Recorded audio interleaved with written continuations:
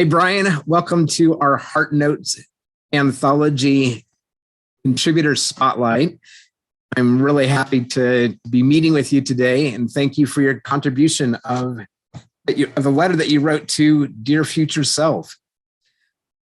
Yeah, well, thank you. Thank you for creating it and allowing me to be part of it. It's been a pleasure, and I look forward to all of us sharing our notes to the people. Excellent. Yeah.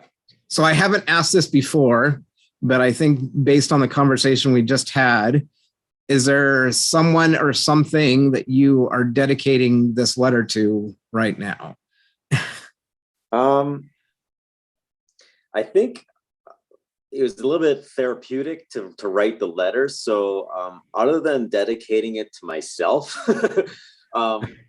anyone else out there that maybe is in a spot right now where they're feeling stagnant or stuck or not sure what the future will hold, that you can get creative and align yourself with the future you desire by writing a piece like this and engaging. I actually engaged in feelings of what that was like when I wrote it, right? And then part of this is a practice I do in journaling, but my coach also would have us do this exercise on a regular basis for our businesses. Future self, like 5 years, 10 years, 20 years from now, that sort of thing. It's really wild. Yeah, absolutely. Yeah. That is really cool. That we can get in touch with our future self. Who is it what is a life that we're creating between where we are right now and where we will be in 10, 20, 30 years, whatever. Yeah. For some reason, this reminds me of Martin Luther King's I Have a Dream speech. As he was giving that speech, there was lots of stuff going on in the world and the country and everything. And yet he held on to that dream, and we still refer back to that dream, which was delivered 50 plus years ago. So timeless.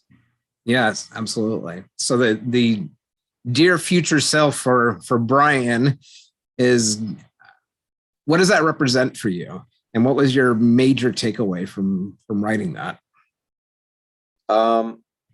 First of all, like when you guys, I don't know if I feel like I was one of the first people to submit something because I saw it and I was like, I'm so down for this. This is awesome. And I didn't have to really think much about all the options. Future self just popped off the page to me. So I think what I pulled from it is for one, I wrote that in just one shot. Like that was an original draft, and so it definitely feels like it was definitely channeled, right? Wow.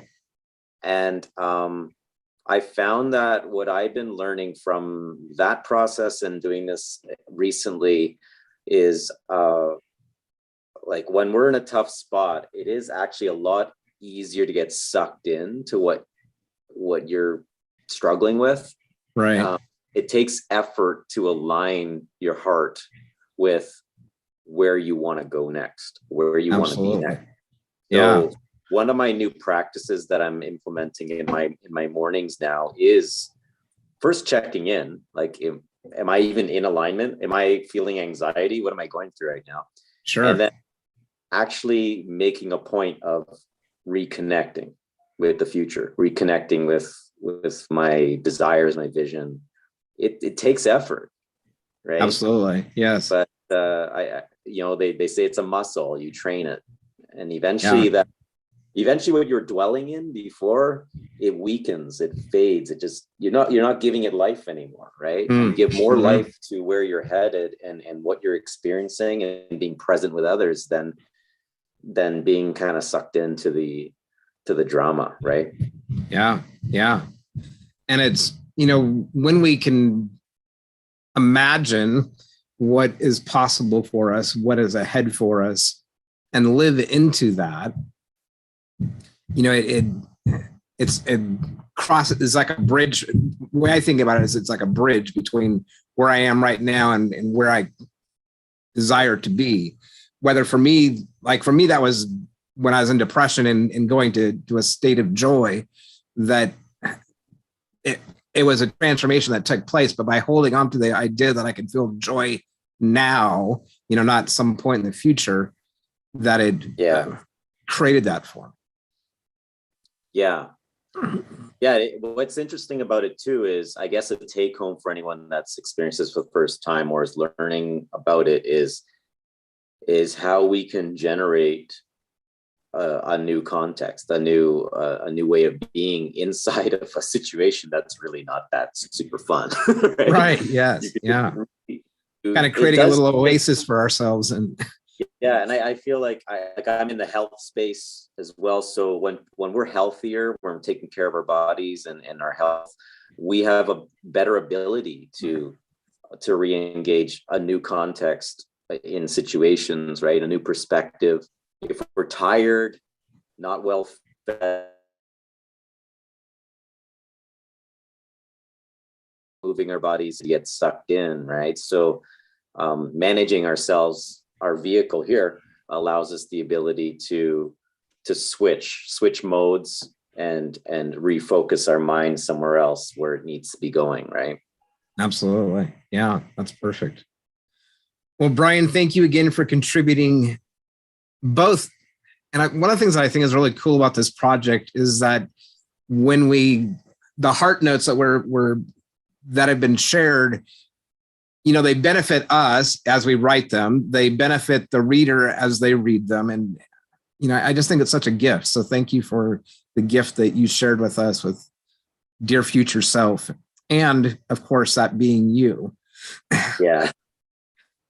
Well, thank you again. It's been a pleasure, and I'm grateful for the opportunity to be part of it. And I look forward to holding my copy and sharing it with my mom. It does feel really good, by the way, to hold the copy. And I've got, this is a proof copy, which is why it's got the not for resale across the top of it. Yeah. I do have several copies that are en route to me, but it just feels so awesome to hold the book in my hands, and yeah, it's come to life for real. Yeah, it absolutely has. Well, congratulations to you guys too. Congratulations. It's an exciting project to be able to see the completion and to hold it and experience it. Absolutely. Well, thank you. Yeah. Thank you. Well, thanks, Brian, and we will chat again. All right.